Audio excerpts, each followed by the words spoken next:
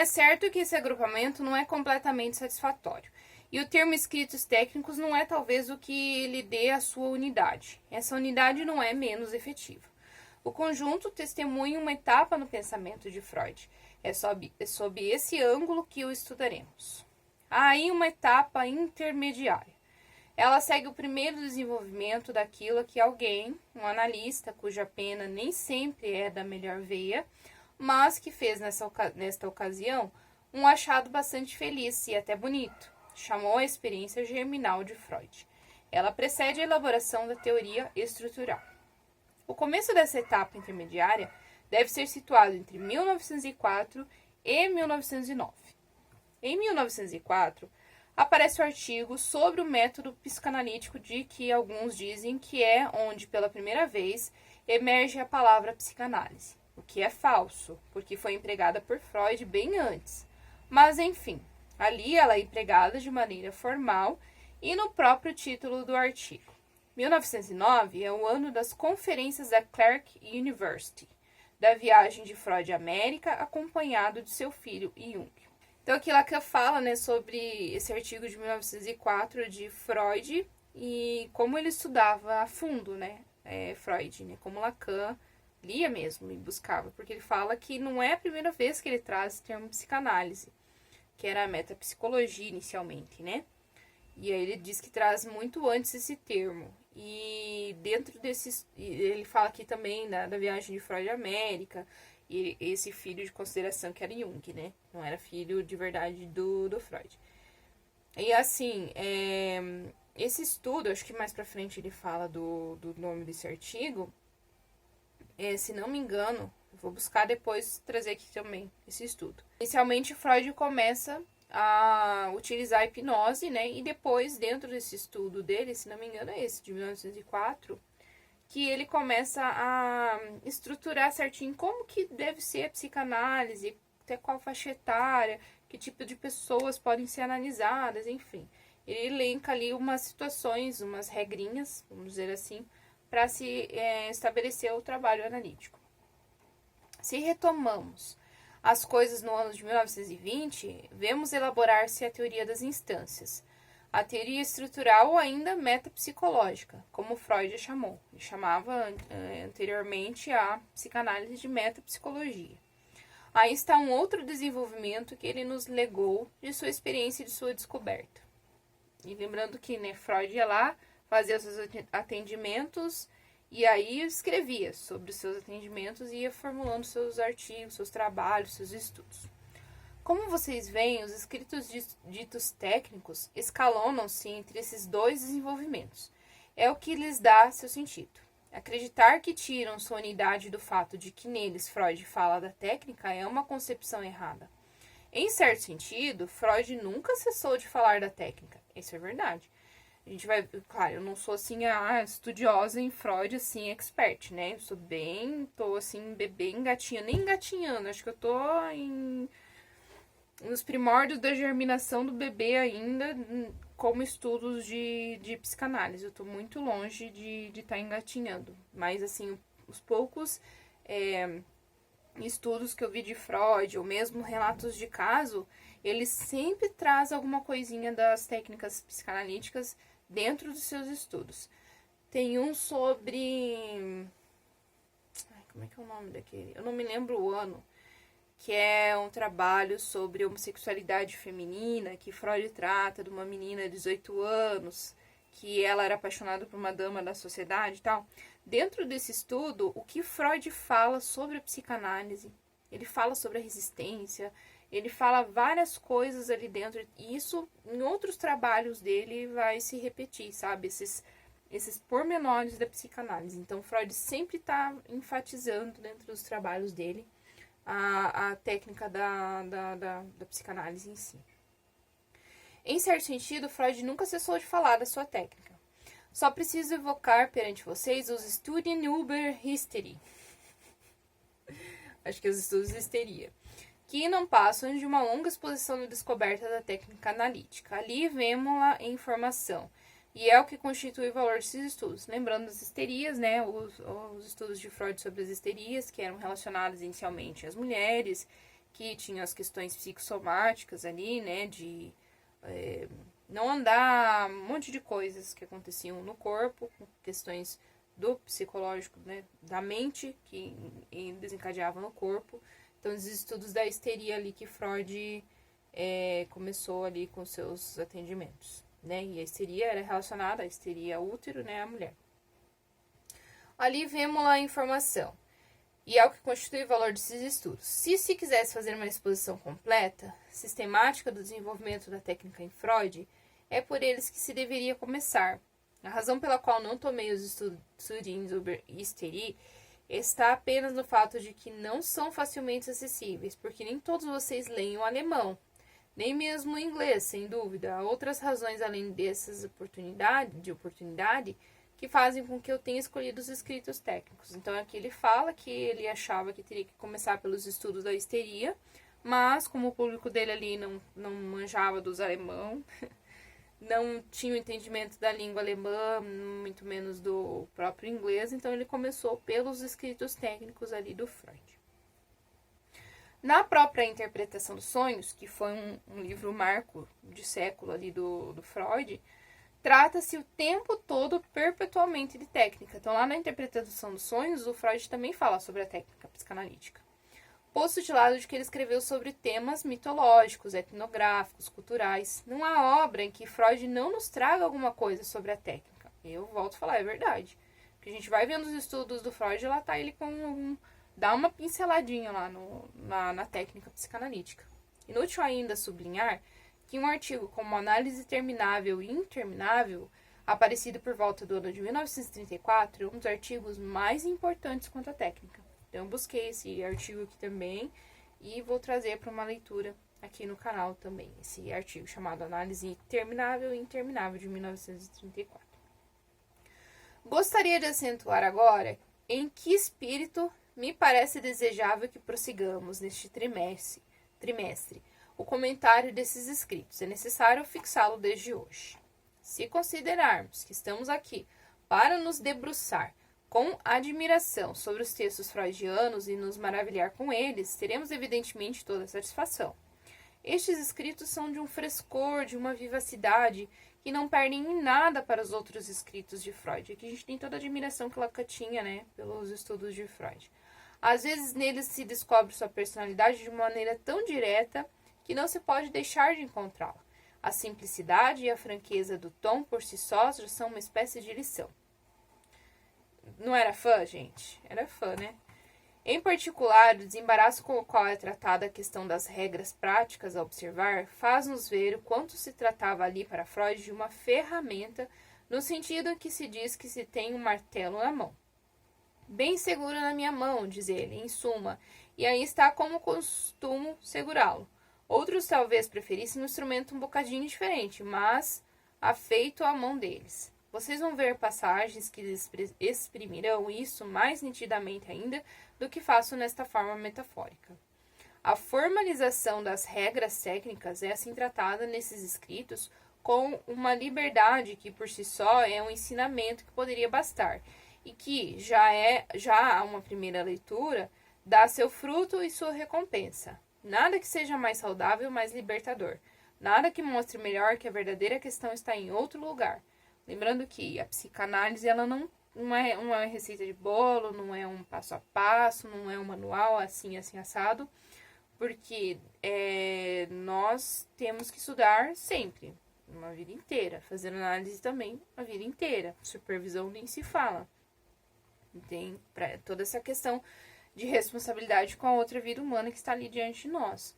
Mas, cada analisando que estará em nosso setting analítico é uma página nova, é algo diferente. Você não vai usar a mesma técnica, o mesmo manejo para todas as pessoas. Então, você está ali num lugar, por mais que você estude, leia, participe de grupos, dê aula, enfim, você não sabe nada ali perante o seu analisando, você não sabe absolutamente nada. Então, essa formalização das regras que Freud coloca, não é como... ele trata, né, logicamente, de como que é, para não virar, logicamente, uma bagunça, o que é a psicanálise em si, mas ela não é uma receita de bolo, né? O método psicanalítico, ele não segue um passo a passo rígido e tal. Então, Freud colocou, sim, essa questão das regras inicialmente ali, das coisas que realmente, né, são... É como se fosse pensar a alma, né, da psicanálise, né? Então, precisa ter transferência, precisa ter contratransferência e todas as outras questões que acontecem dentro do set analítico. Mas, diante de, como diria Jung, de outra alma humana, a gente tem que ser só outra alma humana ali. Porque perante o analisando que nos procura, a gente não sabe nada. Só vai saber o que ele traz, né? Isso não é tudo. Há uma maneira pela qual Freud nos transmite o que se poderia chamar as vias da verdade do seu pensamento. Ainda uma outra face que se descobre em passagens que talvez venham segundo plano, mas que, não obstante, são muito sensíveis. É o caráter sofredor da sua personalidade, o sentimento que ele tem da necessidade da autoridade, o que nele não vai sem uma certa depreciação fundamental do que aquele que tem alguma coisa a transmitir ou ensinar pode esperar dos que o escutam e o seguem. Uma certa desconfiança profunda da maneira pela qual as coisas são aplicadas e compreendidas aparece em muitos lugares. Acredito mesmo, vocês verão, que se encontra nele uma depreciação toda particular da matéria humana que lhe é oferecida no mundo contemporâneo. É seguramente o que nos permite entrever porque Freud, ao contrário do que ocorre nos seus escritos, colocou concretamente em exercício o peso de sua autoridade para assegurar, acreditava ele, o futuro da análise. Porque quando tinha lá o clube do Freud lá, das quartas-feiras, era só ele que falava, e quem fosse contra o que ele falava, tchau e benção, não participava mais do grupo, e ele era todo detentor da razão, né? Porque, como ele diz aqui, ó, o exercício do peso da sua autoridade para assegurar, acreditava ele, o futuro da análise, para não se perder aquilo tudo que ele estudava. Foi ao mesmo tempo exclusivo em relação a toda sorte de desvios, efetivamente desvios que se manifestaram, e imperativo na maneira pela qual deixou organizar-se em volta dele a transmissão do seu ensino. Isso não é mais do que um apanhado do que nos pode ser revelado por essa leitura sobre o aspecto histórico da ação da presença de Freud. Será a esse registro que nos vamos limitar? É certo que não. Ainda que pela razão de que seria bastante inoperante, apesar do interesse, do estímulo, do entretenimento, do relaxamento que podemos esperar dele. É sempre em função da questão, o que fazemos quando fazemos análise? Que esse comentário de Freud foi trazido aqui por mim. O exame desses pequenos escritos continuará no mesmo estilo. Partirei, pois, da atualidade da técnica, do que se diz, se escreve e se pratica quanto à técnica analítica. Então, Lacan traz aqui aquela questão. O que fazemos quando fazemos análise? E aqui trazendo essa questão dos escritos do Freud quanto à sua prática da técnica analítica. Não sei se a maioria de vocês, uma parte pelo menos, eu espero, tomou consciência do seguinte. Quando nesse instante eu falo de agora, 1954, este ano novo em folha, novinho, se observa a maneira pela qual os diversos praticantes da análise pensam, exprimem, concebem a sua técnica. Dizemos-nos que as coisas estão num ponto a que não é exagerado chamar a confusão mais radical. Coloco vocês a par de que atualmente entre os analistas e dos que pensam, o que já diminui o círculo, não existe talvez um único que tenha no fundo a mesma ideia que qualquer outro dos seus contemporâneos ou vizinhos a respeito daquilo que se faz, daquilo que se visa, daquilo que se obtém, daquilo de que se trata na análise. Então, lembrando, não é uma receita de bolo, mas Freud trouxe a sua técnica, né, teorizou, escreveu, Lacan traz ela de volta, retoma, porque ela estava num período que estava se perdendo totalmente. Então, um dos seus pontos cruciais ali, a alma da psicanálise, o que precisa ter para ser realmente a psicanálise. Que é a livre associação de ideias, a não sugestão, a transferência, a contratransferência, o manejo, enfim, tudo isso. E mesmo a ponto de podermos nos divertir com esse joguinho que seria comparar as mais extremas concepções, veríamos que elas chegam a formulações rigorosas contraditórias. Isso sem procurar amantes de paradoxos. Aliás, eles não são tão numerosos. A matéria é suficientemente séria para que diversos teóricos a abordem sem desejo de fantasia. e o humor está em geral ausente de suas elucubrações sobre os resultados terapêuticos, suas formas, seus procedimentos e as vias pelas quais o obtemos. Fica-se contente em se segurar no balaústre, no parapeito de algum pedaço de elaboração teórica de Freud. É só isso que dá a cada um a garantia de que ainda está em comunicação com o que são seus confrades e colegas. É por intermédio da linguagem freudiana que uma troca é mantida entre praticantes que manifestamente têm concepções bastante diferentes da sua ação terapêutica e, além do mais, da forma geral dessa relação interhumana que se chama a psicanálise. Então, a preocupação de Lacan para retomar o que era aquela psicanálise que estava se perdendo, que estava cada um achando que era uma coisa diferente e fazendo coisas diferentes. Quando digo relação interhumana, vocês já veem que coloco as coisas no ponto a que chegaram atualmente. Com efeito, elaborar a noção da relação do analista e do analisado é a via na qual se enganjaram as doutrinas modernas para tentar reencontrar uma base que corresponda ao concreto da experiência. Está certamente aí a direção mais fecunda, seguida depois da morte de Freud. O Sr. Balint chama-lhe uma two-bodies psychology, termo que, aliás, não é dele, mas que tomou emprestado ao falecido Hickman, uma das raras pessoas que talvez tenha tido um pouco de originalidade teórica no meio dos analistas, desde a morte de Freud. É em volta dessa fórmula que se podem reagrupar facilmente todos os estudos sobre a relação de objeto, sobre a importância da contratransferência e sobre um certo número de termos conexos, entre os quais, no primeiro plano, a fantasia. A inter-reação imaginária entre o analisado e o analista é, portanto, algo que teremos que levar em conta. Aqui ele de novo falando sobre os termos dentro da psicanálise. Quanto a importância, o importante é a contratransferência, quanto tem a questão da fantasia, a relação da transferência entre o analisante e o analista. Mais para frente, no seminário de Lacan, ele traz a questão dos termos do objeto A, no borromiano e tantos outros termos.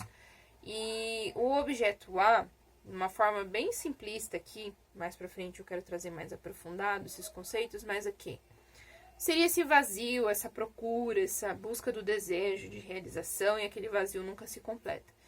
E, em determinado momento, Lacan diz que o próprio analista acaba ocupando essa posição do objeto A da busca do seu analisante. Será que isso quer dizer que estamos por aí numa via que nos permite situar bem os problemas? Por um lado, sim. Por um lado, não. Há um grande interesse em promover uma pesquisa desse tipo, na medida em que ela marca bem a originalidade daquilo que se trata em relação a one-body psychology, a psicologia construtiva habitual. Mas será suficiente dizer que se trata de uma relação entre dois indivíduos? Será por aí que se podem perceber os impasses para onde são atualmente levadas as teorias da técnica? Então aqui ele retoma a questão. São só dois indivíduos dentro do set analítico, o analisante e o analista? E o Lacan fala que são, na verdade, dois inconscientes dentro do setting, né? Por enquanto, não posso lhes dizer mais sobre isso, ainda que para aqueles que são aqui frequentadores deste seminário, deva-se entender que não há uma two-body psychology, sem que intervenha um terceiro elemento.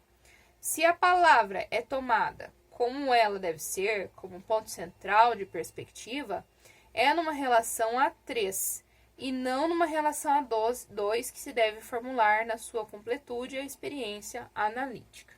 Então aqui Lacan traz a questão da palavra, da linguagem, né? A linguagem consciente. Então é uma relação a três e não a dois dentro dessa experiência analítica, dentro da livre associação de ideias, onde o analista vai pescando esses significados que o analisando traz dentro do set. Não quer dizer que não se possa exprimir fragmentos, pedaços, facetas importantes nisso num outro registro. Aí se apreende em que dificuldades esbarram os teóricos. É fácil de compreender se o fundamento da relação interanalítica é efetivamente algo que devemos representar como triádico. Há várias maneiras de escolher dois elementos nessa tríade. Pode-se colocar o acento sobre uma ou outra das três relações diádicas que se estabelecem ali dentro. Isso será, vocês verão, uma maneira prática de classificar certo número de elaborações teóricas que se fazem sobre a técnica. Tudo isso pode lhes parecer, por enquanto, um pouco abstrato, e quero tratar de lhes dizer algo mais concreto para introduzi-los nessa discussão. Vou evocar rapidamente a experiência germinal de Freud, de que falei há pouco, porque, em suma, é nisso que constitui, em parte, o objeto de nossas aulas do último trimestre, inteiramente centrado em torno dessa noção, que é a reconstituição completa da história do sujeito, que é o elemento essencial constitutivo estrutural do progresso analítico. Então, aqui Lacan traz que essa questão central aqui, ó. A reconstituição completa da história do sujeito, que é o elemento essencial, constitutivo, estrutural do progresso analítico que ele fala. Creio ter demonstrado a vocês que Freud partiu daí. Trata-se a cada vez para ele da apreensão de um caso singular. É nisso que está o valor de cada uma das 5 grandes psicanálises. As 3 que já vimos, trabalhamos juntos os anos precedentes, demonstrando isso para vocês. O progresso de Freud e sua descoberta está na maneira de tomar um caso na sua singularidade. Tomá-lo na sua singularidade. O que quer dizer isto? Quer dizer essencialmente que, para ele, o interesse, a essência, o fundamento, a dimensão própria da análise é a reintegração pelo sujeito da sua história até os seus últimos limites sensíveis, isto é, até uma dimensão que ultrapassa de muitos limites individuais. Fundá-lo, deduzi-lo, demonstrá-lo a partir de 1000 pontos textuais em Freud é o que fizemos juntos ao longo desses últimos anos. Quão importante esse trechinho também, sobre essa singularidade. Tomar um caso na sua singularidade. Então, quer dizer o quê? Que para ele, o interesse, a essência, o fundamento, a dimensão própria da análise, né, repetindo esse trecho, é reintegração pelo sujeito da sua história. Então, o sujeito vai reintegrar a história. Depois tem um outro texto de Freud chamado Recordar, Repetir e Elaborar, que tem bem a ver com essa parte aqui que ele fala. Então, reintegração pelo sujeito de sua história até seus últimos limites sensíveis. Isso é, até uma dimensão que ultrapassa de muitos limites individuais. Fundá-lo, deduzi-lo, demonstrá-lo a partir de 1000 pontos textuais em Freud, é o que fizemos juntos desses últimos anos. Então, aqui interessante muito essa parte da reintegração. Então, o sujeito vai buscar reintegrar a sua própria história. A partir da repetição, da livre associação de ideias, da fala, tudo isso. O que revela essa dimensão é o acento colocado por Freud em cada caso, sobre pontos essenciais a conquistar pela técnica e que são que chamarei de situações da história. Será um acento colocado no passado, como pode parecer à primeira vista? Mostrei a vocês que não era tão simples assim. Então, não é simplesmente voltar a esse passado e assistir de novo tudo o que aconteceu. A história não é o passado. A história é o passado na medida em que é historiado no presente. Historiado no presente porque foi vivido no passado. Olha isso aqui, gente. A história não é o passado. Ela é o passado na medida em que é historiado no presente. Historiado no presente porque foi vivido no passado. Então, é se retomar o passado e não só o retomar por só sofrer tudo de novo e viver. Não, é retomar, reintegrar essa história do passado. E porque você está vivendo no seu presente tudo aquilo. Aquilo que te incomodou lá atrás está repetindo na sua vida, na sua trajetória de vida, no hoje. E aí você tem que reintegrar isso lá atrás, lá nesse passado. É isso que Lacan fala, que Freud fala. O caminho da restituição da história do sujeito toma a forma de uma procura da restituição no passado. Essa restituição deve ser considerada como ponto de mira visado pelas vias da técnica. Então, essa é o ponto de mira das vias da técnica psicanalística. É resgatar, é restituir esse passado perdido do sujeito. O que lá atrás está me engatando aqui na frente, está me travando, está me colocando em ciclos de repetições de sofrimento, está me angustiando, está trazendo todos esses sintomas, seja psicossomáticos ou não. É lá no passado que eu tenho que buscar reconstituir essa história, pelas técnicas psicanalíticas.